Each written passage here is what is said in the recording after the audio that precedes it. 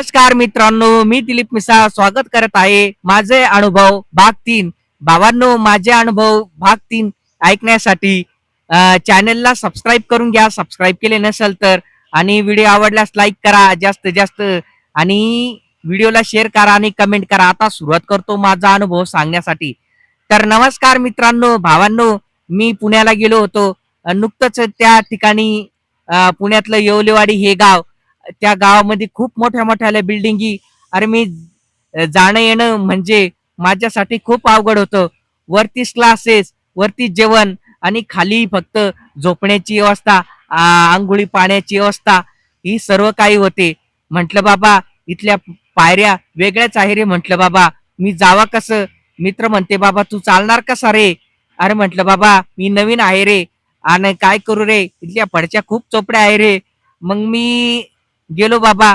तर एकाच हॉलमध्ये 23-24 पोरं, आणि 23-24 पोरांना खाली बसवलं, आणि जेवणासाठी एकदम भारी व्यवस्था होती भावांनो. आणि तिथं पुन्हा एक चर्चा अशी झाली भावांनो खाली गेल्यावर, की काही मित्र म्हणतात, बाबा की चल रे, आपण विघ्नहर्त्याला जाऊ आणि चहा पिऊन येऊ. मी म्हटलं, बाबा मित्रांनो, मला पण येऊ द्या रे विघ्नहर्त्याला. मग काही मित्रांसोबत मी गेलो. काही मित्रांनी 20 रुपयाचा नाश्ता पोहा घेतला, आणि मी 40 रुपयातली इडली सांबार घेतली. मग बिल आलं आमचं 60-70 रुपये. आम्ही बिल पे केलं. आणि मी म्हटलो, बाबा काय रे मित्रांनो, पुणे खूप महाग झालं रे. मित्र म्हणते, कस काय रे? मी म्हटलो, बाबा आपल्या गावात जालन्याच्या ठिकाणी, छत्रपती संभाजीनगरच्या ठिकाणी इडली सांबर 20 रुपयाला, 30 रुपयाला 4-4, 5-5, 6-6 इडली सांबारचे प्लेट मिळतं. म्हटलं बाबा, इथं तर प्लेट मध्ये फक्त 40ला 2. ते म्हणते, अरे भावड्या, आता तेल तेल स्वस्त राहिलेलं नाही, म्हणून खाण्याचे पण भाव वाढू राहिले. मग नंतर रविवारी गेलो एका मित्रासंग. मित्रांनी 2 चहा बोलवले, आणि तो दुसरा मला मित्र विचारतो, तुला काय खायचं भावा? मी म्हंटलो, भाव मला वडापाव खायचा आहे. वडापाव घेतला 15 रुपयाला, टाकला वाटीमध्ये, 2-3 घास उचलले.